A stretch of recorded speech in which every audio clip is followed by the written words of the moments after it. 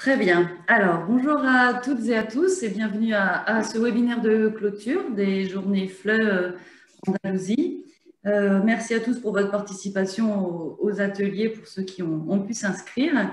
Nous allons avoir le plaisir d'écouter Philippe Blanchet pour une conférence d'1 heure environ sur la diversité du français et la prévention de la glottophobie dans l'enseignement du français langue étrangère. Pour ceux qui ne connaissent pas, Philippe Blanchet est entre autres enseignant-chercheur, directeur de recherche en sciences du langage, spécialiste de sociolinguistique, communication plurilingue et interculturelle et spécialiste en didactique des langues. Il est également expert auprès de l'Agence universitaire de la francophonie, de l'Organisation internationale de la francophonie, de l'Organisation des Nations unies, de l'UNESCO et du Conseil de l'Europe. Je vais sans plus tarder laisser la parole donc à Philippe Blanchet. Je vous rappelle que vos micros et caméras sont coupés. On pourra poser nos questions à Philippe en fin de webinaire à travers l'onglet Preguntas y Respuestas que vous avez en bas de l'écran, en bas de votre écran au milieu. Merci à tous et bon webinaire. Alors, c'est mon tour. C'est votre tour. Eh bien, merci beaucoup. Bonjour à tout le monde, à tous et à toutes. Je ne vous vois pas, mais je vous sais derrière vos écrans. Merci aussi pour l'invitation à partager mon travail et mes réflexions avec l'ensemble du public rassemblé ici aujourd'hui. C'est toujours intéressant de confronter, de discuter, de rassembler des nouvelles informations. Donc, l'échange sera aussi important. Donc, j'ai prévu un exposé qui devrait tourner au mieux autour de 50 minutes si je fais vite et au maximum autour d'1 heure pour ne pas non plus dépasser vos capacités d'attention. Et puis après, on prendra le temps de discussion que vous souhaiterez puisque je pense que c'est un moment important à partager aussi. Donc, je vais utiliser un diaporama que j'affiche maintenant sur l'écran et que vous voyez sans doute, je l'espère en tout cas. Hop là, c'est déjà parti, trop vite, excusez-moi. Voilà, dès que je touche ma souris, quand on est sur Zoom, ça va très vite. Donc voilà, l'idée c'était aujourd'hui de réfléchir avec vous à cette question de la prise en compte de la diversité de la langue française dans l'enseignement du français et langue étrangère et de réfléchir à ce que j'appelle ici la prévention de la glottophobie. Je vais m'en expliquer plus en détail juste après, bien sûr. Dans cet enseignement, au fond, c'est quelle place on fait à la diversité du français dans sa dimension largement francophone dans l'enseignement du français langue étrangère. Vous voyez d'ailleurs que j'ai comme fond d'écran derrière moi cette carte qui montre une partie du monde francophone pour nous mettre dans l'ambiance. Alors, voici le petit plan que je vais suivre, déjà un peu plurilingue francophone, comme vous le voyez par l'intitulé de ce plan, qui est en provençal, qui est ma langue première, ma langue familiale. Langue régionale de France, et donc ça nous met aussi dans l'ambiance de cette diversité francophone. Je vais donc commencer par revoir avec vous de quoi on parle quand on parle de francophonie, pourquoi est-ce que dans ces usages variés du français, il y a des axes de variation, pourquoi est-ce qu'on ne parle pas partout le même français de la même façon. Ensuite, on observera, y compris pour le plaisir, parce que c'est toujours sympathique, quelques exemples de variété du français, évidemment seulement quelques exemples. Et puis, je prendrai un petit peu de temps justement pour venir sur cette question de la glottophobie, des discriminations à prétexte linguistique, du refus des droits linguistique des personnes, et on verra ensemble comment, en introduisant cette dimension francophone dans l'enseignement du français langue étrangère, on peut, d'une certaine façon en tout cas, à la fois élargir l'empan du français et en même temps élargir l'empan de l'acceptabilité de la variation du français. Et puis on prendra ce fameux temps de discussion. Alors d'abord, un peu d'histoire. Qu'est-ce qui fait qu'on se trouve, nous, ici, aujourd'hui, réunis pour parler de l'enseignement du français? Moi qui suis en Bretagne, ça ne se voit pas, mais je le suis. Vous qui êtes en Andalousie, c'est parce que le français est une langue qui a connu une grande diffusion. Et cette diffusion mondiale s'est faite, en gros, en trois grandes époques, trois grandes périodes. La première que je place du XVIe au XIXe siècle, que j'appelle la diffusion élitaire du français, je vais y revenir. La deuxième qui chevauche la première à partir du XIXe siècle et qui va jusqu'au XXe siècle, que j'appelle la période de diffusion totalitaire du français. Et enfin, la troisième, celle dans laquelle nous nous trouvons, qui chevauche la précédente, qui n'est pas vraiment tout à fait finie d'ailleurs. Il reste des traces des deux périodes précédentes dans les usages et dans les représentations que nous nous faisons de la langue française. Cette troisième période que j'appelle la période de la diffusion altéritaire. Alors, première période, cette fameuse diffusion élitaire, c'est la première expansion mondiale du français, la période qui commence au XVIe siècle. C'est d'ailleurs la période où le français devient une langue importante à la fois pour le pouvoir royal en France et dans son environnement européen avant tout, il ne faut pas l'oublier, hein, c'est l'époque où le français devient une langue de pouvoir, où il remplace le latin comme langue de pouvoir politique et où, assez rapidement d'ailleurs, à cause à la fois de la puissance de la France, de la place à la fois symbolique et effective de Paris en Europe, parce que n'oubliez pas que cette époque-là, c'est la plus grande ville du monde européen. Et donc, pour la plupart des gens concernés, pour eux, c'est la plus grande ville du monde. Hein, voilà. Donc, tout ça fait qu'il y a une attractivité et en même temps une forme de diffusion qui fait que le français se répand comme langue des élites. Alors, langue des élites d'abord auprès du pouvoir royal en France, et non pas auprès de la population. J'y reviendrai pour la deuxième période, qui à cette époque est pas du tout francophone, sauf dans la zone originaire du français, qui est en gros le bassin parisien. Mais c'est la langue que vont apprendre et utiliser des aristocrates dans les cours d'Europe, d'Angleterre, d'Italie, d'Allemagne, de Russie, d'Espagne aussi. C'est la langue de quelques intellectuels, des artistes, etc. Cet aspect langue de l'élite est d'ailleurs resté jusqu'à aujourd'hui présent dans certaines formes d'usage du français. Mais cette période du XVIe siècle, donc à partir du XVIe siècle, où le français, XVIe, XVIIe, XVIIIe, se répand comme langue des élites en Europe, c'est aussi le moment des premières grandes diffusions mondiales. Et donc la carte que je vous présente, hein, c'est la carte des premières grandes expéditions parties de France, par lesquelles des gens dont le français était une des langues, souvent pas la seule, mais une des langues, se sont eux-mêmes installés dans différents endroits du monde et ont, d'une certaine façon, commencé à basculer dans la deuxième période qui va être à la période de la colonisation.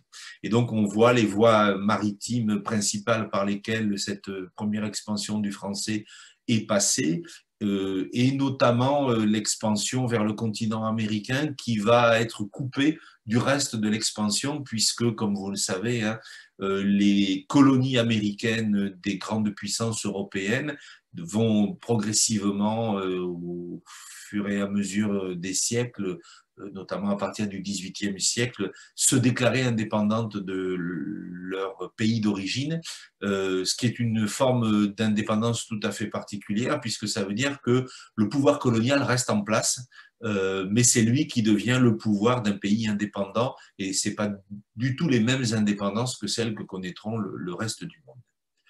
Donc, justement, puisqu'on parle de colonisation, cette deuxième période, hein, la période de la deuxième expansion mondiale du français, cette période qui, en gros, commence au XIXe siècle, qui va s'étendre jusqu'à quasiment jusqu'à la fin du XXe, elle n'est d'ailleurs pas tout à fait terminée, hein, pour être très clair, puisqu'il y a encore des parties du monde qui sont sous une forme de puissance coloniale de la part de certains États européens, y compris de la France. Hein. Vous savez par exemple que ce qu'on appelle la Nouvelle-Calédonie et que ses habitants préfèrent appeler la Kanaki est en phase d'accession à l'indépendance, alors que c'est pour l'instant encore un territoire français et ça se situe près de la Nouvelle-Zélande, vous voyez, dans l'océan Pacifique. Et donc ce processus va durer longtemps. Hein. Les grandes invasions coloniales commencent, en tout cas pour l'Empire français, aux alentours de 1830. En 1830, c'est le début de l'invasion militaire de l'Algérie puis l'installation du pouvoir colonial, c'est surtout dans les années 1880 principalement, et ça va durer, enfin 1890-1900 en gros, hein, pour le Maroc par exemple, c'est un petit peu plus tard, et ça va durer jusqu'aux indépendances qui vont se mettre en place assez brutalement et rapidement pendant le tout début des années 1960, comme vous le savez. Et cette période coloniale-là, qui est une période que j'appelle diffusion totalitaire du français, est une période où le français accompagne un pouvoir despotique, il faut appeler les choses telles qu'elles sont, un pouvoir militaire, un pouvoir qui s'impose aux populations colonisées et qui impose certains usages du français, en tout cas qui va ce pouvoir va ancrer le français dans certains territoires du monde et le français va y rester même après les indépendances. Il faut d'ailleurs pas croire que le français s'y est beaucoup diffusé pendant les périodes coloniales parce que, en fin de compte, seule une petite partie des populations étaient scolarisées et francisées. C'est celles qui servaient d'intermédiaire entre le pouvoir colonial d'origine française et les populations locales. Mais c'est après les indépendances, surtout au moment où les populations locales vont pouvoir récupérer un pays organisé à la française et par la France, que finalement le français va être diffusé dans ces pays, puisqu'ils vont continuer à vivre en partie en français, en tout cas sur le plan de leur organisation politique et institutionnelle, qui inclut pour beaucoup l'organisation de leur système éducatif. Mais cette période-là, cette période dite d'expansion totalitaire du français, est aussi la période de l'extension totalitaire du français en France. C'est une chose qu'on dit peu, et pourtant ça a été bien étudié et c'est bien connu. Hein. C'est au cours aussi du 19e et de la première moitié du 20e siècle que le français est répandu en France, diffusé en France. Le projet politique date de la Révolution française, mais il faut des moyens et notamment un système éducatif avec des personnels très nombreux pour pouvoir enseigner le français à l'ensemble des petits-enfants dans toute la France européenne. Et ça prend du temps à mettre en place un système comme ça et il n'est vraiment efficace qu'à partir des lois Ferry dans les années 1880 et il va donc mettre encore 2 ou 3 générations à produire ses effets. Et donc, je vous présente ces 2 cartes pour vous informer sur ce point-là s'il en est besoin. La carte de gauche en couleur représente les langues de France, comme on les appelle souvent aujourd'hui, les autres langues en plus du français qui, comme vous le voyez, trouve sa place ici dans le bassin parisien, au milieu de la carte en vert très clair, hein, avec tout un ensemble de langues qu'on appelle aussi langues régionales qui, disons dans la première moitié du XXe siècle, étaient les langues de communication ordinaires de la population, le français étant appris à l'école petit à petit, et vous le voyez sur la carte de droite, de façon très progressive. La carte que je vous présente à droite, c'est la mise en forme sur une carte des résultats d'une enquête commandée par le ministre de l'Instruction publique en 1863. Donc vous voyez hein, la période, et tous les départements qui sont marqués par des couleurs, enfin des points, des traits, etc., sont les départements dans lesquels l'enquête a été faite et où on identifie qu'on parle d'autres langues que le français. Alors, certains départements n'ont pas répondu, donc voilà pourquoi il n'y a pas de couleur dessus, de marque dessus, mais vous voyez que par exemple l'extrême ouest avec la langue bretonne et le gallo, l'extrême nord avec le flamand, l'extrême est avec l'alsacien et le lorrain alémanique, et puis tout le grand tiers sud, presque à la moitié sud de la France et la Corse, sont des zones dans lesquelles on parle une autre langue que le français, et dans une grande partie de ces départements, on est dans la catégorie, je vous lis la légende, toutes ou presque toutes les communes sont non francophones. Hein. Ça veut dire que dans ces parties-là de la France en 1863, dans la quasi-totalité des communes, personne ne parlait français. Et je vous dis ça, c'est important parce que ça donne une toute autre vision de ce que c'est que la diffusion du français. Alors, par des moyens totalitaires, ça a été imposé aux gens, y compris avec des moyens éducatifs, coercitifs, d'une certaine violence, avec des punitions, etc. Mais au-delà de ça, je voudrais en tirer 2 conclusions. La première, c'est que le français a été diffusé en France à peu près en même temps, à 1 ou 2 générations près, que dans le reste de l'empire colonial français, de ce qui était la France internationale de l'époque. Et donc, le français n'est pas particulièrement la langue de la France, il est la langue de Paris, c'est sûr, mais qu'il n'est pas particulièrement de la France parce que finalement, il n'est pas plus la langue des Bretons, région dans laquelle je vis, ou de la Provence, ma région d'origine, qu'il est aujourd'hui la langue des Algériens, des Marocains, des Sénégalais, ou bien sûr des Québécois ou des Réunionnais. Vous voyez ce que je veux dire? Et ça veut dire aussi que, du coup, on peut penser le français comme une langue internationale, diffusée mondialement sur tous les continents. Vous l'avez vu, hein, je reviens à la diapo précédente, hein, vous voyez qu'il y a des colonies françaises dans la quasi-totalité des continents, même si c'est fortement centré sur l'Afrique du Nord et l'Afrique subsahélienne, mais quand même, hein, il y a des colonies partout. Et donc, ça invite à se dire que finalement, le français d'aujourd'hui, c'est une langue dont le soubassement est dès le départ un soubassement international, un soubassement mondial. Quand on apprend le français, on n'apprend pas la langue de la France, contrairement à ce que beaucoup de gens croient, on apprend la langue de l'ensemble des francophones du monde qui se le sont appropriés bon gré mal gré, à peu près tous et toutes au même moment, c'est-à-dire progressivement entre la fin du 19e et tout le long du 20e siècle. Et ça va évidemment nous donner des éléments intéressants pour voir le français comme une langue diversifiée et internationale.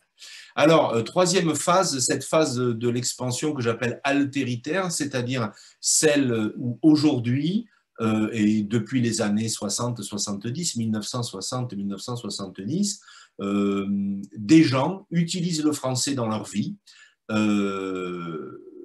non plus comme une langue imposée par un pouvoir, mais comme une langue qu'ils développe et pratique en autonomie. Bien sûr, il y a des différences selon les milieux sociaux.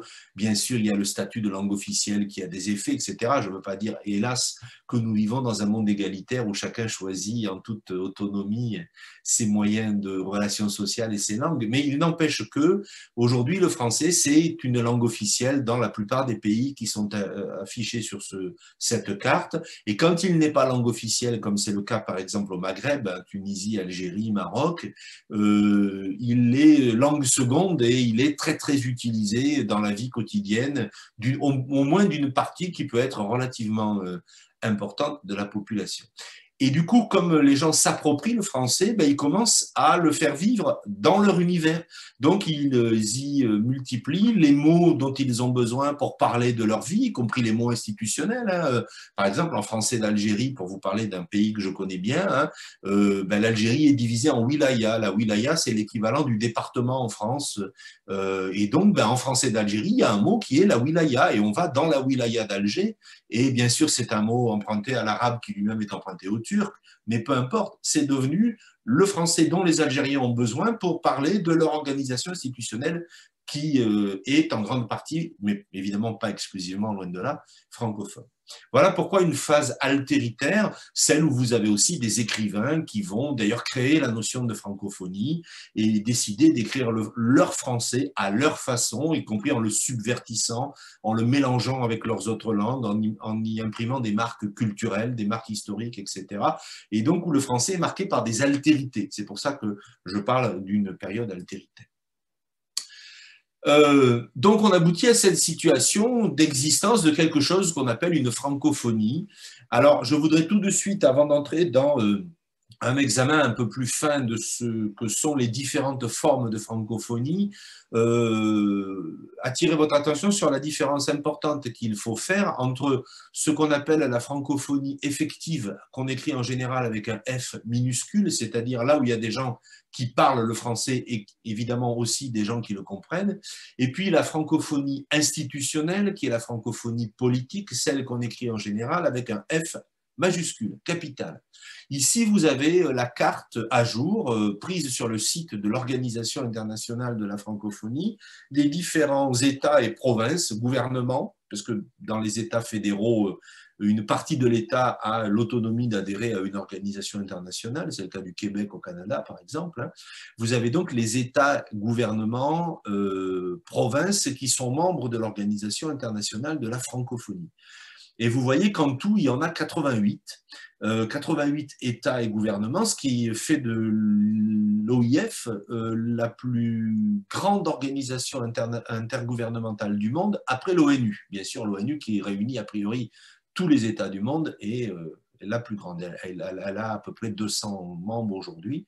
Vous voyez qu'avec 88, l'OIF a un nombre important, mais en violet, je ne sais pas comment vous voyez, comment vous appelez cette couleur, en violet, vous en avez 54 qui sont membres permanents, donc membres à plein titre, qui ont droit de vote aux assemblées, etc., qui participent, dont les chefs d'État participent au sommet, etc.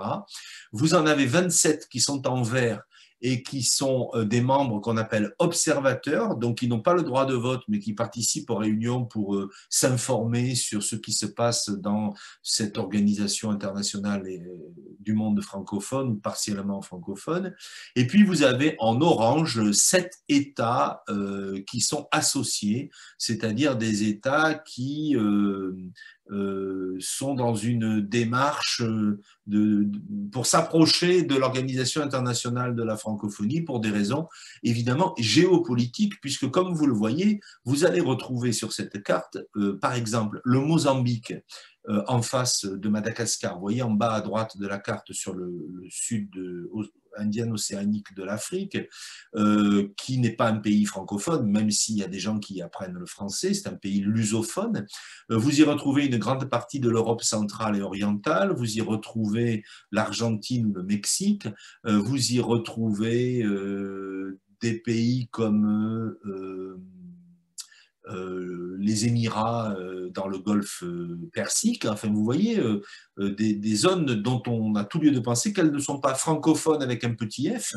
On y utilise très peu le français, mais qui ont des relations de type géopolitique, diplomatique avec l'Organisation internationale de la francophonie. Alors, pour certains, on comprend bien pourquoi, hein, bien sûr, quand vous avez le Mozambique qui est tourné vers l'océan Indien, sachant que son plus grand voisin, Madagascar, est un pays francophone, de langue officielle avec le malgache, ou des parties de territoire, ici les Comores et Mayotte, qui est un département français, la Réunion et Maurice, la Réunion est un département français, les Seychelles, où on parle un créole d'origine française, vous comprenez pourquoi la francophonie l'intéresse, puisque il navigue en partie dans une sphère francophone, hein, bien sûr, ce qui est la même chose que le Ghana que vous voyez ici, hein, qui est entouré de pays francophones. On comprend très bien l'intérêt d'avoir des relations avec le monde francophone, mais vous voyez bien que quand même, c'est pas la même chose d'avoir des relations politiques et diplomatiques au sein de l'organisation institutionnelle de la francophonie, politique de la francophonie, et puis à l'inverse d'être une situation où il y a effectivement des usages du français. Alors ces francophonies avec un petit f, celles où il y a des usages du français, de différentes variétés de français d'ailleurs, je vous propose de les organiser, si vous voulez, en 5 grands types, sachant évidemment qu'il y a toujours des formes intermédiaires entre les types. Une typologie, c'est commode, mais il ne faudrait pas que ça soit figé, bien sûr. Alors, en gros, pardon, on peut considérer qu'il y a d'une part des francophonies du Nord. Alors on les appelle du Nord parce que la plupart des zones concernées sont dans l'hémisphère Nord. Les francophonies du Nord sont caractérisées par le fait que le français est la langue première d'une grande partie de la population, souvent même de la totalité de la population, ou quasiment, où il est la langue principale de scolarisation, d'éducation, souvent même la seule langue, en France c'est le cas par exemple, hein, où il a le statut de langue officielle et donc où il est parlé par une très grande majorité de la population, voire la quasi-totalité de la population. Vous allez trouver là-dedans la Belgique francophone, la Suisse francophone, la France, la principauté de Monaco, même si elle a 2 autres langues officielles, et évidemment les francophonies d'Amérique du Nord, notamment le Québec, mais aussi l'Acadie au Nouveau-Brunswick, pour partie l'Ontario. Enfin, vous savez que la francophonie canadienne ne se limite pas au Québec, bien sûr. Ensuite, on peut imaginer des francophonies que je propose d'appeler les francophonies créolophones, c'est-à-dire ces francophonies où la langue principale des populations est un créole qui est lui-même d'origine française, c'est-à-dire qui vient lui-même du français, hein. Un peu comme le français vient du latin ou l'espagnol vient du latin, eh bien le créole vient du français, hein. D'ailleurs, le même processus, hein, finalement, les langues romanes que nous parlons sont des créoles du latin, de la même façon que les créoles à base française d'aujourd'hui sont des créoles du français. C'est des transformations par contact et par mélange de langues.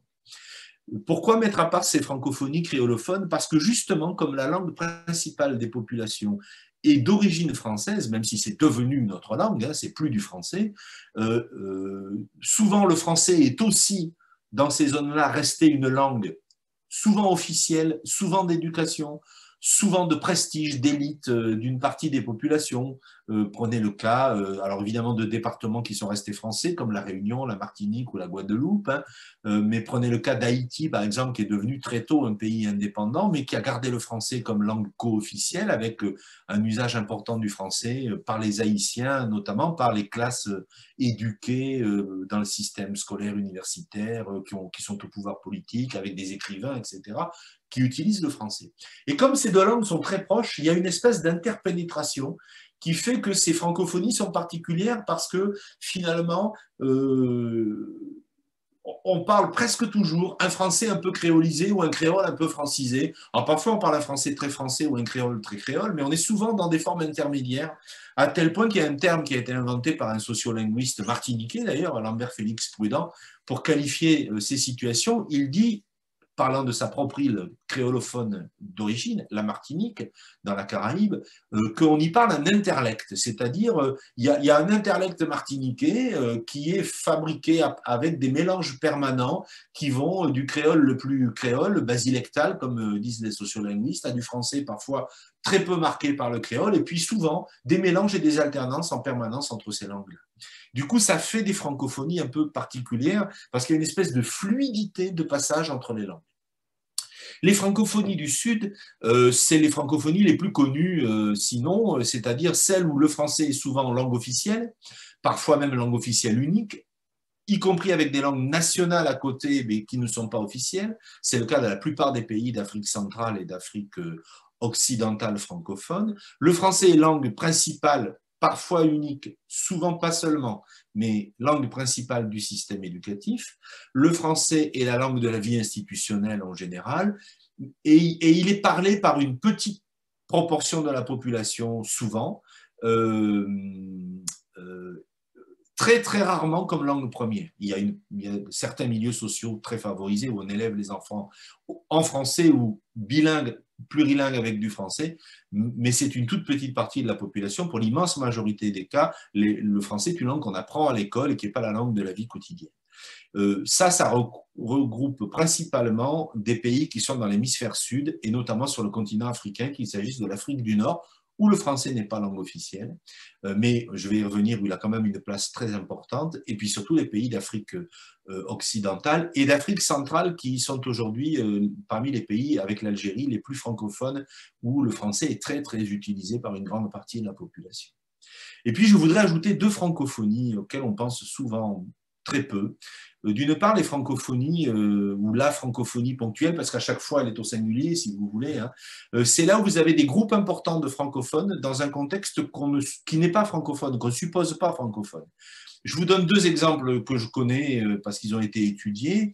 Pensez aux francophones que vous pouvez rencontrer au Portugal, qui est un pays proche du vôtre. Hein. Vous savez comme moi qu'il y a eu une forte émigration portugaise, et notamment vers la France, à la fois à cause de problèmes économiques, mais aussi de la dictature de Salazar au XXe siècle. Beaucoup de Portugais sont allés travailler en France, ils sont restés plusieurs générations, et puis quand le Portugal est redevenu une démocratie, avec la Révolution, beaucoup de Portugais qui avaient immigré sont retournés, ou une partie d'entre eux sont retournés vivre au Portugal, et dans tous les cas, beaucoup de familles portugaises ont des parents en France, ou en Belgique, ou enfin dans une zone francophone, ou au Luxembourg, où on parle aussi français, pas seulement, bien sûr. Du coup, entretiennent des relations permanentes quasiment avec des usages du français. Et une chose qui est assez frappante quand on va au Portugal, c'est qu'il est très facile de rencontrer des francophones, de parler aux gens en français, ils vous répondent. On a du mal à estimer quantitativement cette francophonie, mais il y a au Portugal une francophonie ponctuelle liée à un flux historique particulier vers la France ou depuis la France ou depuis les pays francophones européens, qu'on néglige, dont on ne parle pas et qui pourtant est très attesté. Un autre exemple, c'est l'Israël qui accueille, comme vous le savez, les personnes de confession juive depuis sa création après la Seconde Guerre mondiale et qui a accueilli une partie des Juifs d'Afrique du Nord, des Juifs séfarades d'Afrique du Nord, qui étaient devenus francophones, notamment pendant toute la colonisation française, que ce soit au Maroc, en Algérie ou en Tunisie, et qui ont le français souvent comme langue familiale, comme langue première. Alors, au moment des indépendances, pour des raisons historiques complexes sur lesquelles je n'ai pas le temps de revenir, ils ont été chassés eux aussi de leur pays d'origine au Maghreb. Une bonne partie sont allés vers la France, mais une partie est allée en Israël. Et aujourd'hui, c'est assez fréquent de rencontrer des Israéliens francophones qui sont en fait issus du Maghreb francophone. Et là aussi, vous avez une francophonie ponctuelle. Pensez, dernier exemple, aux intellectuels italiens. Hein. Il y a une vieille tradition, c'est vrai en Roumanie aussi, hein. Il y a une vieille tradition de francophonie, alors là, à nouveau élitaire, hein, chez les écrivains, les artistes, les metteurs en scène de cinéma, les universitaires en Italie, des gens comme Umberto Eco, pour prendre des exemples comme que vous connaissez sans doute, hein, ou des grands réalisateurs comme Fellini, etc., font partie de cette francophonie ponctuelle. Je termine avec la francophonie didactique, c'est celle dans laquelle vous trouvez-vous. Hein. Il se trouve que le français est une des langues les plus enseignées au monde, probablement la deuxième langue la plus enseignée au monde, je vais y revenir en détail après. Et donc, il y a partout sur Terre une francophonie didactique, c'est-à-dire non seulement des lieux dans lesquels les gens apprennent le français et parlent français entre eux, c'est le cas d'un institut français, par exemple, hein, et des instituts français, il y en a quasiment partout sur Terre, dans beaucoup de très nombreuses villes, mais aussi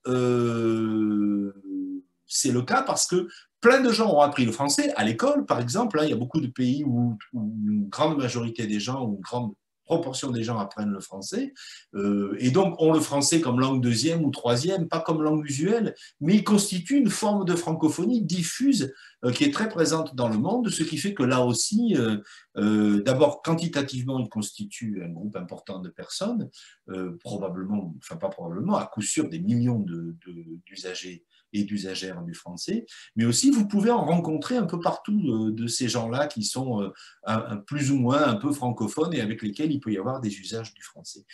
Et quand vous additionnez toutes ces formes de francophonie, alors d'une part, il est intéressant de voir qu'elles ne sont pas les mêmes et que du coup, on ne va pas y parler français de la même façon, mais vous voyez à quel point ça veut dire que le français est devenu, bon gré mal gré toujours, hein, mais est devenu une langue à diffusion internationale avant tout. Le français, c'est avant tout la langue des francophones du monde et non pas seulement, en tout cas, telle qu'on se la représente beaucoup, y compris dans les manuels de FLE, la langue de la France, voire la langue de Paris, hein, qu'on vous représente dans les manuels avec le français, le drapeau bleu, blanc, rouge et la tour Eiffel.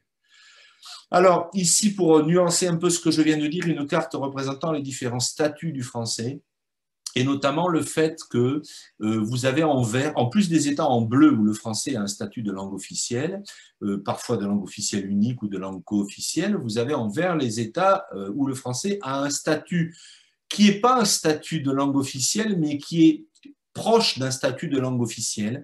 Je parlais tout à l'heure du Maghreb. Quand vous allez en Tunisie, au Maroc, en Algérie, la totalité des documents administratifs sont disponibles en arabe et en français. Vous pouvez interagir partout dans les administrations en arabe ou en français.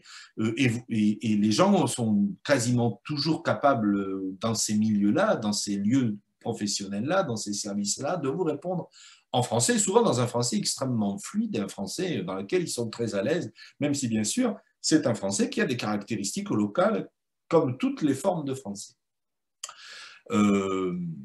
Et donc, voilà pourquoi cette carte permet de nuancer un petit peu les statuts du français, mais vous voyez que là aussi, tous les continents sont concernés.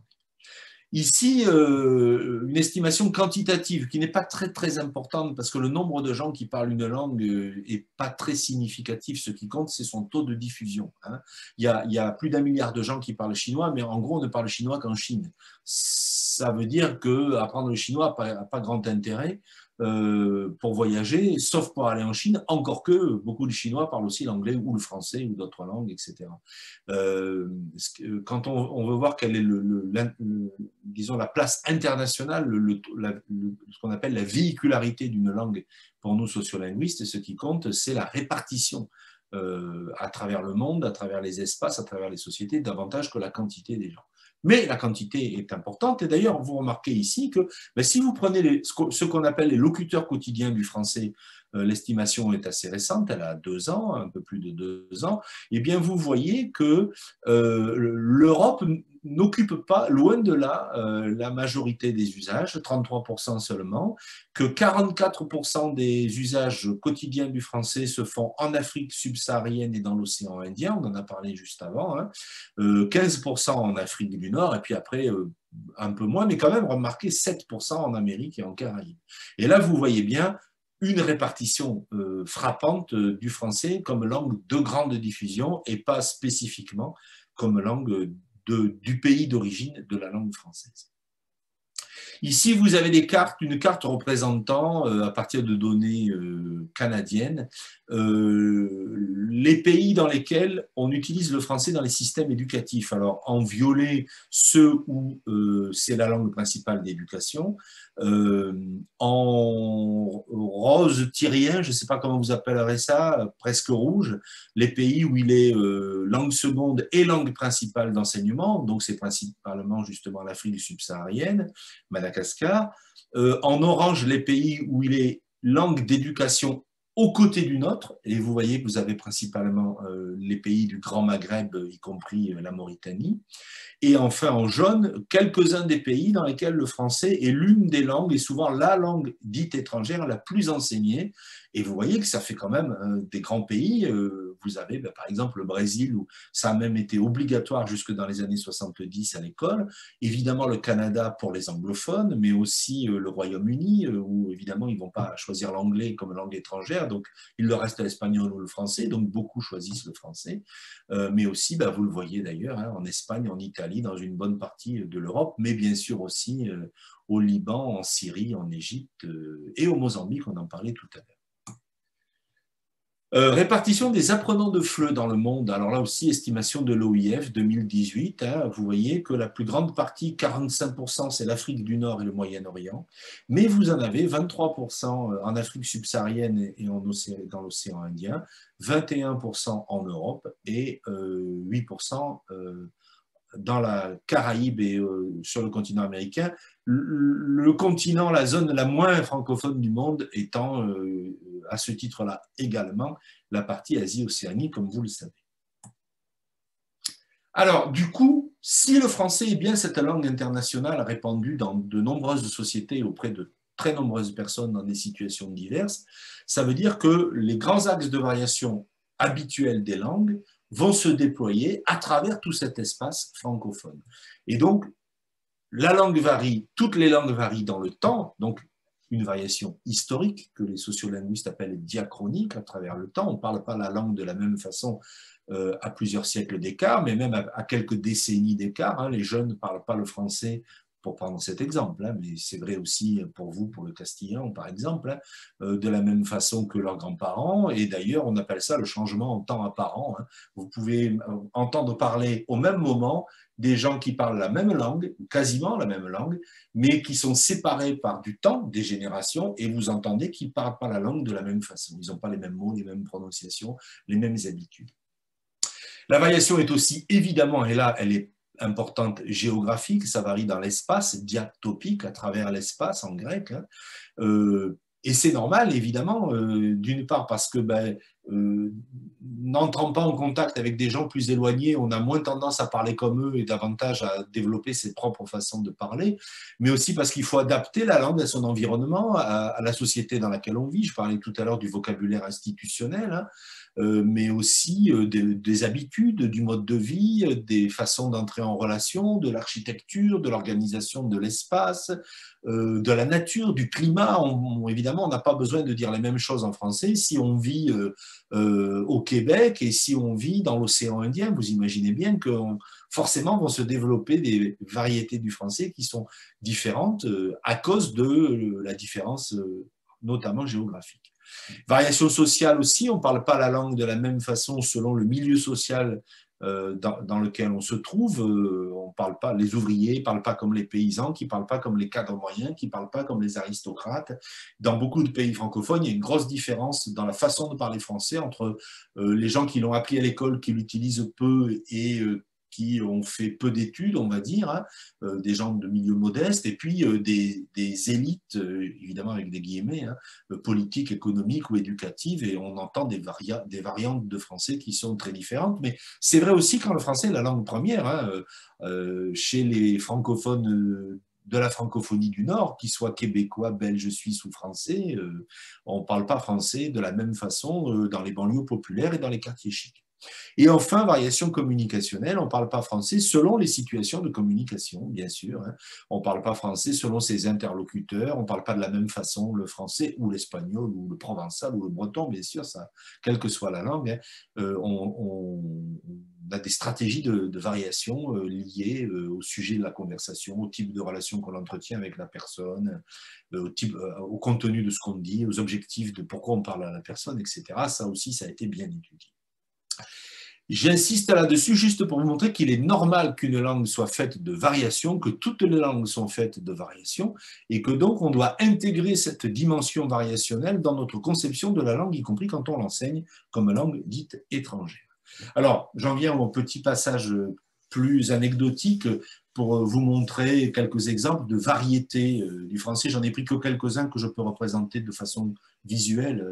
Évidemment, il y en aurait des milliers et des milliers d'exemples. Mais ici, vous avez les différentes façons dont on désigne le morceau de tissu avec lequel on lave le sol dans la francophonie du Nord, puisque vous voyez que vous avez aussi la Suisse, là où on dit plutôt la panos, la Belgique francophone où on dit plutôt le torchon, et puis trois mots différents qui sont utilisés au Québec, puisque c'est le drapeau québécois que vous voyez, avec le mot principalement utilisé qui est serpillière, mais vous voyez que dans différentes régions de France, on emploie d'autres mots. Moi qui suis originaire d'ici en bas, là, je dis la pièce à frotter.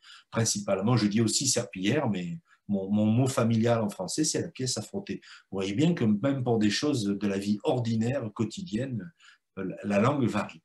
Ici, vous avez les différents mots qu'on utilise pour l'objet que vous voyez en haut à gauche, là. Hein. Voilà, que dans tout l'ouest de la France, on appelle plutôt un pichet, que ici, dans l'est, on appellera plutôt une cruche, que dans le sud-ouest, on appellera plutôt une carafe, que dans ma région d'origine, on appellera plutôt un bro et même un brodo. Voilà. Alors, ça ne veut pas dire qu'on ne connaît pas les autres mots. J'attire votre attention là-dessus. Je connais, moi, les mots cruche, pichet, bro, pot à eau, pot d'eau, carafe, bien sûr. Simplement, spontanément, l'usage qu'on privilégie, ce n'est pas celui de pichet ou de cruche, c'est celui de bro, ou peu importe, selon, par exemple, la région dans laquelle on vit et la région dans laquelle on a grandi. Ici, vous avez des cartes représentant des différences de prononciation. Alors, c'est pareil, c'est uniquement dans la francophonie européenne, hein, mais vous voyez les prononciations du « et ». Est-ce que vous dites un piquet ou un piquet avec un « et » ouvert? Est-ce que vous dites brun, comme moi qui suis originaire du Sud, pour parler de la couleur des cheveux, par exemple, hein, ou est-ce que vous dites brun pour les gens de, en gros, la moitié nord de la France? Mais vous voyez qu'en Belgique, on dit brun comme on le dit dans le Sud. Ou est-ce que vous dites des pâtes, les pâtes qu'on mange et les spaghettis, ou est-ce que vous dites des pâtes avec un A arrière, qu'on décrit comme vélaire sur le plan phonétique, et vous voyez que ce A-là est présent dans toute cette grande zone francophone de l'Est. Pour vous montrer que ça varie tout le temps et dans tous les sens, ici vous avez les prononciations du mot lacet avec un « et » ouvert ou un « et » fermé rien qu'au Québec, hein, avec, vous voyez, des zones où on prononce la C, des zones où on prononce la C, à l'intérieur même ce qu'on peut considérer comme une petite zone francophone, notamment peu peuplée.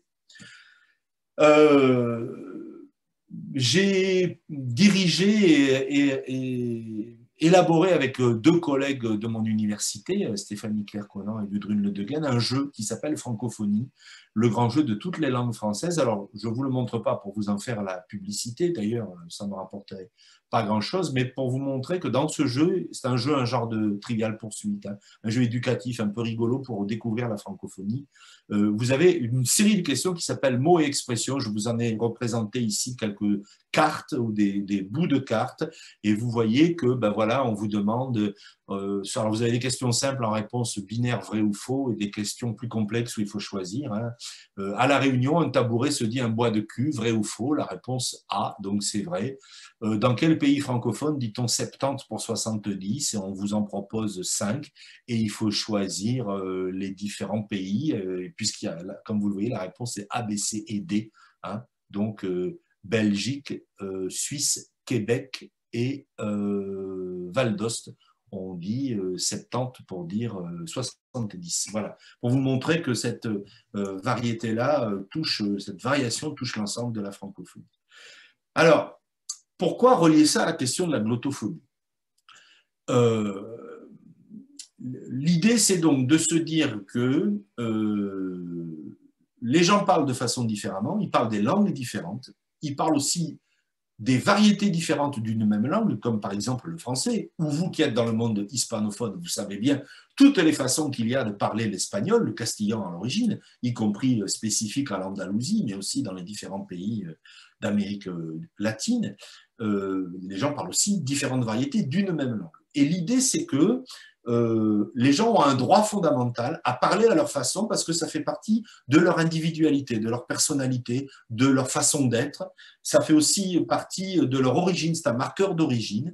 Et que donc, ne pas respecter ce droit, c'est une atteinte aux droits fondamentaux et donc une forme de discrimination. Il y a des gens à qui on autoriserait de parler leur langue à eux et à elles, et il y a des gens à qui on l'interdirait, on les disqualifierait, éventuellement même on les discriminerait en leur posant comme condition de parler une autre langue, celle d'autres personnes, hein. Alors, cette question-là, bon, je l'ai beaucoup étudiée depuis longtemps, comme vous le savez. On peut établir clairement qu'il y a des discriminations à prétexte linguistique. Alors, une discrimination, comme vous le voyez ici, c'est à la fois défini sur le plan juridique comme quelque chose qui est illégal. Ça veut dire qu'on n'a pas le droit de traiter les gens différemment en utilisant ce motif de différenciation. C'est une façon de défavoriser des personnes par rapport à d'autres qui du coup sont privilégiées. On n'a pas le droit de créer ce déséquilibre privilège-défaveur en utilisant ce principe de différenciation.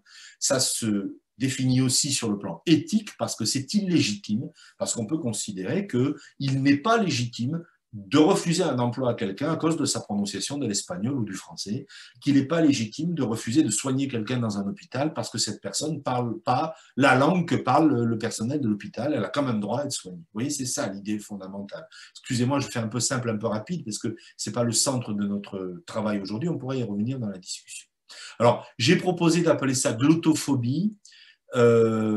Pardon, celle-là, vous la voyez deux fois. J'ai proposé d'appeler ça glottophobie parce que ce sur quoi je veux attirer l'attention, c'est sur le fait que ce n'est pas les langues qui sont l'objet de discrimination. Dans discrimination linguistique, on peut croire que c'est les langues qui sont discriminées, mais les langues ne sont pas des sujets de droit, ça n'existe pas, c'est un fluide d'une langue, c'est un moyen de relation. Ce n'est pas la langue qui est discriminée, c'est les personnes qui utilisent cette langue-là qui sont discriminées. Et donc, il fallait ne plus parler de discrimination linguistique, mais en parler autrement. D'où l'idée de glottophobie, parce qu'on parle déjà, il y a tout un paradigme que vous connaissez, xénophobie, les gens sont traités différemment au prétexte qu'ils sont étrangers, xéno, homophobie au prétexte de leur orientation sexuelle, homo, peu importe, islamophobie au prétexte de leur religion, l'islam, glottophobie au prétexte de leur langue, glotto comme dans polyglotte, mot grec, préfixe grec, comme dans xéno, homophobie. Alors, ça me dit que 45 minutes sont passées. Je veux vous montrer quelques petits exemples de risques de glottophobie en éducation, et j'ai pris des exemples adaptés à votre situation. Celui-là me paraît parfaitement significatif, bien qu'il soit un peu inversé à votre situation.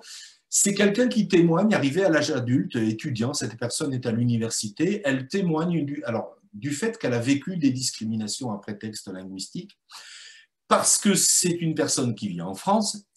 Sa famille a immigré d'Andalousie en France. Cette personne a grandi en parlant l'espagnol andalou et choisit à un moment donné, quand elle arrive au collège, l'espagnol comme langue seconde, avec l'idée qu'elle va capitaliser sur ses origines et que la migration lui aura aussi apporté des atouts.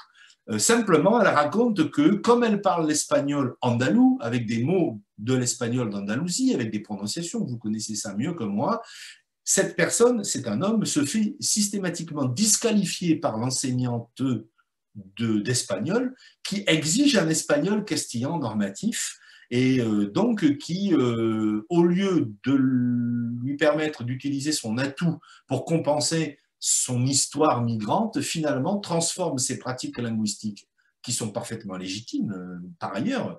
Pourquoi est-ce qu'il faudrait parler l'espagnol comme les bourgeois de Madrid et pas laisser le droit des gens d'Andalousie de parler l'espagnol à leur façon. Mais voilà, une forme de discrimination que vous pourriez renverser. Hein. Imaginez quelqu'un qui aurait un français méridional, qui vivrait en Espagne et qui choisirait le français à l'école et à qui on dirait qu'il parle ou qu'elle parle mal français à cause de son accent méridional en français. Ici, vous avez un exemple observé dans une classe où on accueille des enfants étrangers qui viennent d'arriver en France, c'est dans une école primaire, ils sont petits, hein. Et donc vous avez un petit garçon qui arrive d'Algérie, son professeur d'école, PE ça veut dire professeur d'école, lui demande comment il s'appelle, il répond, élève nouvellement arrivé, Ahmed, et la prof lui répond, en France on ne prononce pas les H, tu t'appelles Ahmed, répète ton nom, Ahmed. Et l'enfant se met à pleurer. Alors, la scène a été observée parce qu'une doctorante d'une de mes collègues faisait de l'observation de terrain dans cette classe et nous l'a rapporté. Et vous voyez que c'est intéressant le fait qu'on refuse la prononciation à l'enfant et pire encore la prononciation de son propre prénom, hein, avec l'idée qu'on va lui imposer de transformer son prénom pour accéder à une nouvelle langue. Quand tu parles français, ton prénom est transformé. Et vous voyez tous les problèmes graves d'atteinte aux droits de la personne, à son intégrité, à son histoire familiale, etc., que ça va soulever, y compris les discriminations, parce que comme je dis toujours, pardonnez-moi si vous m'avez déjà entendu quelque part donner cet exemple, mais si c'était un petit Britannique qui s'appelait Brian, personne n'aurait osé lui dire « mais non, tu t'appelles pas Brian, tu t'appelles Brian », parce qu'en français, « i » ça se prononce « i », ça se prononce pas « aïe ». Voilà, évidemment, on ne lui aurait pas dit ça. Et vous voyez ce que c'est que la discrimination, qui est aussi une discrimination à l'origine et pas seulement une discrimination linguistique. Si vous voulez d'autres exemples, voilà les ouvrages dans lesquels nous les avons rassemblés, moi dans l'ouvrage de gauche et avec ma collègue Stéphanie Clerconant dans l'ouvrage de droite, qui est un recueil de témoignages. Alors, pourquoi introduire cette dimension francophone internationale dans l'enseignement du FLE et en quoi ça peut prévenir la glottophobie dans les situations d'enseignement et d'apprentissage? Bon, première raison, je crois que je vous l'ai montré, j'espère que je vous ai convaincu, c'est le fait que le français est de toute façon une langue internationale, c'est la langue de tous les francophones, et donc il faut l'enseigner comme la langue de tous les francophones, et pas la réduire à la langue seulement des Français de France, dont il n'est pas vraiment seulement la langue d'ailleurs, ni encore moins à la langue des bourgeois parisiens. Parce que en l'enseignant dans la diversité de ces pratiques francophones, vous préparez vos apprenants à rencontrer la diversité des usages du français. Il n'y a rien de pire, et ça vous est peut-être arrivé, que d'apprendre une langue à l'école, longuement, y compris à l'université, une langue standardisée, normée, réduite à une seule variété, et puis le jour où vous allez dans une société où les gens parlent ces langues-là, vous ne comprenez pas ce que les gens vous disent parce qu'ils parlent d'autres variétés que ce à quoi vous êtes habitué. Et comme vous n'y avez été même pas préparé, vous vous y attendez pas, vous êtes complètement perdu, complètement désarçonné, à vous demander même si c'est la bonne langue qu'on vous a apprise et si on ne vous a pas joué un mauvais tour en vous apprenant une autre langue cachée sous le même nom. Et donc ça, c'est un vrai problème. Hein. Quelqu'un qui apprend l'anglais, qui est désarçonné quand il entend parler de l'anglais nigérian, quelqu'un qui apprend l'espagnol et qui est désarçonné le jour où il entend parler de l'andalou, de l'argentin ou de l'espagnol cubain, c'est pas normal. Ça veut dire qu'il y a toute une partie de la langue qu'on lui a enseignée, qu'on a complètement occultée et qu'on a préparé sa difficulté de compréhension au lieu de le préparer à être ouvert et à s'adapter. C'est aussi lié à la question des besoins et des trajectoires. Pourquoi est-ce que les gens viennent apprendre une langue? Pas forcément. On n'apprend pas forcément le français pour aller discuter avec des bourgeois parisiens dans une galerie d'art ou dans un musée ou dans un restaurant chic. On apprend peut-être le français pour aller travailler au Canada. On apprend peut-être le français pour aller vivre je ne sais pas, en Algérie, au Sénégal ou au Gabon. Et pourquoi est-ce que les gens qui apprennent le français n'auraient pas le droit de savoir un peu aussi comment on parle le français dans ces situations-là pour pouvoir se préparer à s'y adapter? Alors évidemment, ça rejoint là la question de la glottophobie parce que du coup, ça veut dire qu'on apprend à accepter la diversité des langues et au lieu de rejeter les gens au prétexte qu'ils parlent autrement, avec l'idée qu'ils parleraient mal, je mets des guillemets, que ce qu'ils disent ce serait pas du français ou pas de l'espagnol ou peu importe la langue, vous voyez bien, hein, on est dans l'acceptabilité des gens avec leurs ressources linguistiques, ce qui a un côté aussi éducation interculturelle, hein, l'acceptabilité de l'altérité. Mais aussi ça a des conséquences très concrètes dans votre profession, parce que ça veut dire que, par exemple, quelle que soit la variété de français que vous avez appris et que vous parlez, que vous avez apprise et que vous parlez, ben vous êtes francophone au même titre que les autres. Il n'y a pas des francophones natifs, d'ailleurs ça n'existe pas parce que personne ne naît avec une langue, et il n'y a pas de raison que les francophones de langue seconde ou troisième soient disqualifiés par rapport à des francophones de langue première. Tous ces gens-là sont des francophones, par exemple, quand ils veulent un emploi pour enseigner le français. Là, il y a une vraie discrimination à l'embauche où on va vous dire « Ah non, on n'embauche que des natifs ». Mais pourquoi? Si vous avez suffisamment de compétences en français pour le parler, pour l'enseigner, peu importe que ce soit votre deuxième ou votre troisième langue. D'ailleurs, je connais des gens où ça se remarque même plus que c'est leur seconde ou leur troisième langue. Ça veut dire aussi que les apprenants, ben, ils ont le droit d'apprendre le français à leur façon, de le parler à leur façon, puisque les francophones du monde le parlent de centaines de façons différentes, ben, les apprenants, ils ont le droit d'y ajouter leur façon, et du coup, vous leur rendez plus facile l'acquisition du français, au lieu au contraire de les mettre en insécurité linguistique en se disant « je n'aurai le droit de parler français que quand je le parlerai comme un bourgeois parisien ». Ben, comme il ne le parlera probablement jamais comme un bourgeois parisien, il sera toujours en insécurité linguistique et ça l'empêchera d'apprendre au lieu de développer ses capacités de francophone. Et puis, dernier argument, parce qu'en observant toutes les façons de parler le français dans le monde, on peut en déduire des accès au français qui sont facilités. Je vous donne un exemple tout simple. Hein. Dans le français standard qu'on enseigne souvent en FLE à cause du modèle de la bourgeoisie parisienne qui a été choisi dès les années 50 par les premiers phonéticiens, on considère qu'il y a aux alentours de 14 voyelles différentes, hein, voyelles phonologiques, avec des différences que beaucoup de francophones du monde ne font pas. Par exemple, moi, comme méridional, je ne différencie pas les « et » et les « o ». Je dis une rose, voilà, je ne différencie pas les « et » et les « un » à la fin des mots. Je dis un piqué ou un lacet. Je n'ai pas de « et » ouvert et de « et » fermé.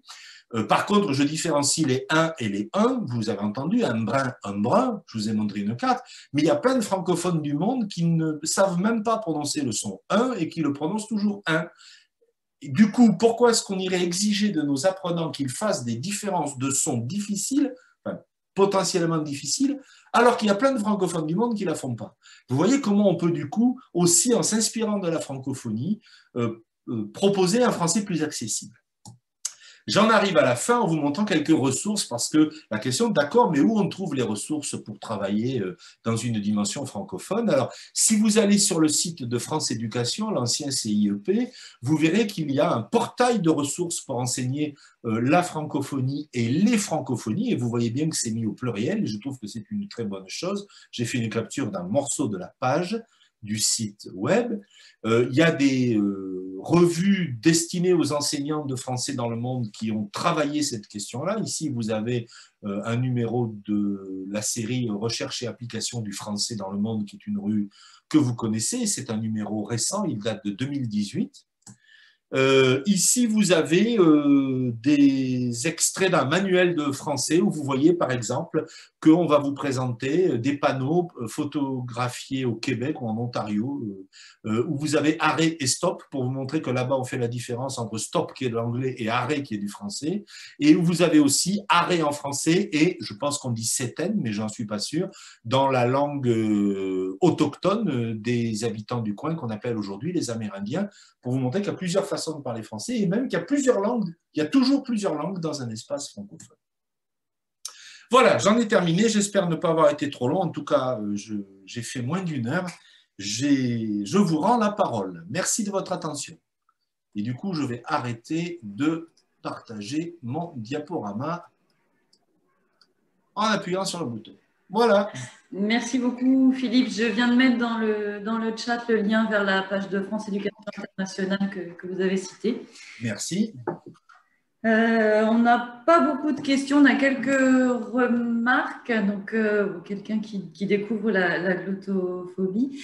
Dans les questions, il y a une petite question alors moi, à laquelle je ne saurais pas répondre, qui concerne les pays les membres observateurs de l'Organisation internationale de la francophonie. Pourquoi est-ce que l'Espagne n'est ni observateur, ou est-ce que vous savez pourquoi est-ce que…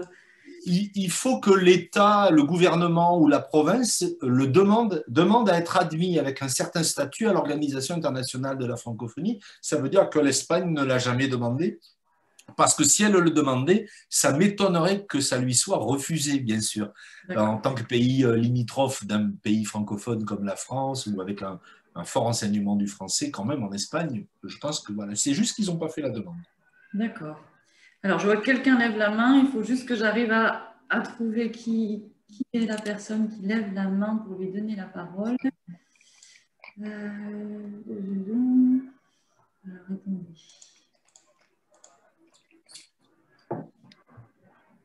Alors, mince. Alors, il y avait une petite remarque dans le chat en attendant que je trouve la fonction pour vous donner la parole. Alors, j'ai passé le vaccin, le prof de français parisien. Quelqu'un à qui on a dit qu'il n'était pas, qu'il ne pouvait pas être professeur de français avec un accent auvergnat. Ah ben c'est un grand classique. Alors ce témoignage-là, décliné sous professeur de quelque chose, avec l'accent quelque chose, j'en ai déjà, j'allais dire des centaines, en tout cas des dizaines. Merci de ce témoignage supplémentaire qui est clairement, typiquement de la discrimination à l'embauche. Voilà. Alors vous savez sans doute qu'en France, puisque ça concerne la France, c'est l'Auvergne, il y a un projet de loi qui est en cours d'adoption pour ajouter la notion d'accent dans l'article du Code pénal qui interdit les discriminations, même si on peut déjà considérer que c'est interdit parce que c'est une forme de discrimination à l'origine. Ça sera encore plus explicitement interdit. Donc la loi est passée le 26 novembre à l'Assemblée nationale, elle a été très largement adoptée, mais elle doit ensuite être adoptée dans les mêmes termes au Sénat et ensuite elle rentrera dans le Code pénal. Du coup, les personnes qui subissent cette discrimination pourront porter plainte à condition de pouvoir le prouver. Enfin, c'est pas difficile de cacher un enregistreur en disant « Regardez, moi, on a refusé de m'embaucher à cause de mon accent et c'est interdit et je porte plainte et ça sera très bien quand les gens se défendront contre ça. » Très bien. Alors, je vais donner la parole donc à Maria Galera qui a levé la main et ensuite à Josiane. Voilà. Alors, est-ce qu'on peut vous voir? Si vous peut-être qu'il faudrait que vous activiez. Oui. Voilà. Je ne sais pas si on me voit. On vous entend. Vous m'entendez? Bon. Bon, d'abord, merci beaucoup. Ça a été une conférence très intéressante. Donc, voilà, je voulais simplement vous dire, ça fait longtemps que j'enseigne le français en Espagne. J'ai également enseigné l'espagnol en France. Et c'est très difficile de pouvoir toucher à tous les Français, à tous les Espagnols, parce que tout d'abord, l'enseignant ne connaît pas toutes les variantes, c'est impossible. Donc, bon, en parler, mettre quelques exemples, c'est vraiment quelque chose de ponctuel, surtout que malheureusement, dans l'enseignement en Espagne, on a au plus 2 heures, 3 heures de cours par semaine de français. Donc, on peut pas tout faire. Mais c'est vraiment très intéressant d'en tenir compte. Je pense que voilà, c'est très intéressant de se documenter et pouvoir partager toutes ces informations avec nos élèves. Mais bon, on est toujours pris par le temps et pris par nos connaissances. Pas tous les enseignants en Espagne non plus peuvent faire la différence entre les sons. Ils ne peuvent pas enseigner tous les sons à ces élèves parce qu'ils ne les connaissent pas. Donc, on a recours à des enregistrements, à des documents authentiques. Donc voilà, il faut préparer nos cours pour pouvoir élargir l'éventail, pour pouvoir montrer l'éventail de la francophonie. Mais je dis toujours, le gros problème, c'est le temps. On ne peut pas tout faire. Et j'ai été tout à fait d'accord avec vous quand vous avez dit il ne faut pas arrêter un élève sur le on, le en, le le et, le est, le e. Il y a des choses beaucoup plus importantes. Tant que la communication passe, c'est très bien. Tant qu'à l'oral, ça va. Bon, on va passer après à l'écrit. Il y a des priorités. Donc voilà, justement, on va pas dire reprendre sur des sons alors qu'il y a des francophones qui ne les prononcent même pas. Donc ça m'a, à mon avis, ça a été une remarque très intéressante. Et des fois, c'est vrai qu'on perd du temps sur des choses absurdes, même dans les manuels de français pour les étrangers. Il y a des choses qu'il faut voilà, s'attarder un petit peu moins. Voilà.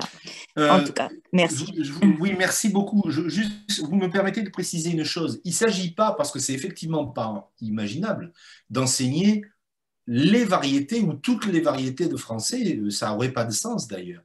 Il s'agit d'y être au moins sensibilisé, c'est-à-dire que quelqu'un qui a appris le français pendant plusieurs années, le jour où il entend du français québécois, il dit bah, « j'ai déjà entendu parler français comme ça », le jour où il entend du français de Bruxelles, du français de Toulouse ou du français de Dakar, qu'il ne soit pas étonné du tout parce qu'il a déjà entendu ça et du coup, ça veut donc dire que ce n'est pas ponctuellement qu'on va le leur faire entendre, mais ça veut dire que on va multiplier les variétés de français auxquelles ils sont soumis. Et c'est d'ailleurs l'un des problèmes qu'il y a avec les méthodes de FLE, c'est que très souvent, finalement, il y a un français dominant qui est le français standard parisien et parfois un petit peu d'autre chose. Il n'y a pas de raison que le français auquel on les expose soit principalement le français standard parisien, d'une part, et d'autre part, il me semble aussi important que les enseignants enseignent le français qu'ils et elles parlent, et pas un autre français. Si vous parlez un français avec un accent méridional, ben vous enseignez du français méridional, avec un accent breton, vous enseignez du français breton. Moi, j'ai enseigné le français en Afrique occidentale anglophone au début de ma carrière. Nous étions 2 enseignants. L'un était originaire du sud-ouest, du Lot, moi originaire de Provence. Nos apprenants n'étaient exposés qu'à du français méridional. Oui. Alors, où est le problème? Ils pouvaient bien apprendre du français méridional. Pourquoi ça serait moins bien que de parler du français parisien? Vous voyez? Oui. Bon, après, bon, il y a des petites choses. En étant enseignante débutante en espagnol, par exemple, moi, andalouse, j'ai dû faire la différence entre le S, prononcer le S, parce qu'autrement, mes élèves, c'était impossible pour eux de comprendre le pluriel. Donc, on fait des petits écarts ponctuels en tant qu'enseignant, parce qu'autrement, je ne pouvais pas prononcer à l'andalouse le S du pluriel, parce qu'ils n'allaient rien comprendre. C'était pas... Donc voilà, mais c'est vrai que finalement, il faut parler notre langue quand même. Merci Maria. Rien, merci à vous. Merci pour ces journées. On va passer la parole à Josiane Bardin. Voilà, Josiane, on peut vous... Me voilà, donc déjà je vous remercie, c'était assez rafraîchissant ces 2 journées. Et oui, je suis d'accord avec ce que vient de dire ma compagne. Par contre, j'ai vu des remarques dans le chat que oui, le français est de plus en plus difficile à maintenir en 2e langue dans les centres espagnols. On a de plus en plus les autres matières qui viennent un petit peu nous enlever notre place de deuxième langue. La technologie, la robotique, c'est très très dur de rivaliser, de faire comprendre aux directeurs de nos centres qu'il est important d'avoir une deuxième langue vivante pour la majorité des élèves de leur centre. Attendez, excusez-moi, pour que je comprenne bien, quand vous dites deuxième langue, c'est la deuxième langue apprise à l'école, c'est ça? Bien non, l'espagnol, l'anglais et le français. Donc oui, d'accord, deuxième langue étrangère. Étrangère. Okay. C'est en option, Philippe, la LV2 dans le espagnol. Donc, il y a quelques années, quand j'ai débuté le français en primero de la ESO, c'est-à-dire à 12 ans en 5e, avait quand même une place assez privilégiée, on peut dire, puisque bon, si l'élève n'avait pas de grosses difficultés en espagnol ou en mathématiques, il apprenait obligatoirement le français. Mais de plus en plus maintenant, la loi dit qu'on peut apprendre robotique, technologie, théâtre, ce qui est bien. Mais ça nous enlève beaucoup d'élèves.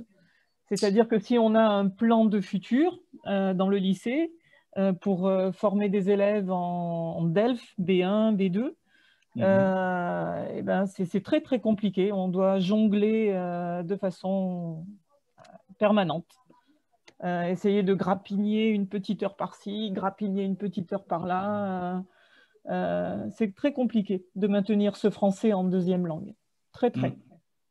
Je comprends.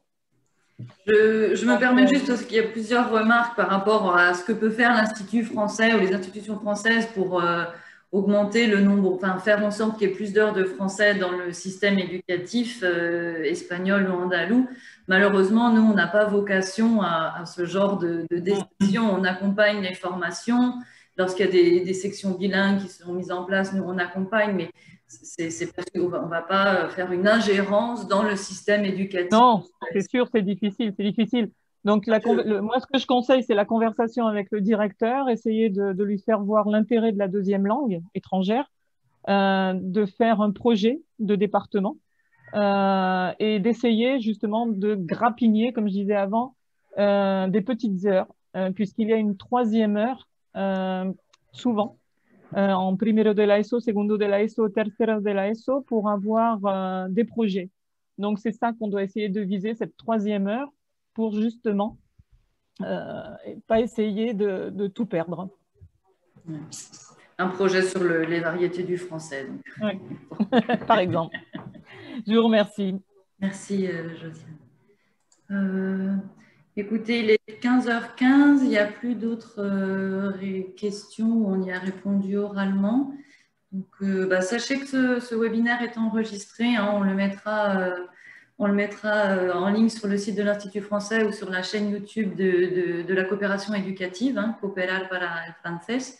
Et du coup, on vous tiendra informé à tous les participants des gifleurs ou même de ce webinaire, hein, puisque vous n'étiez pas tous dans les ateliers.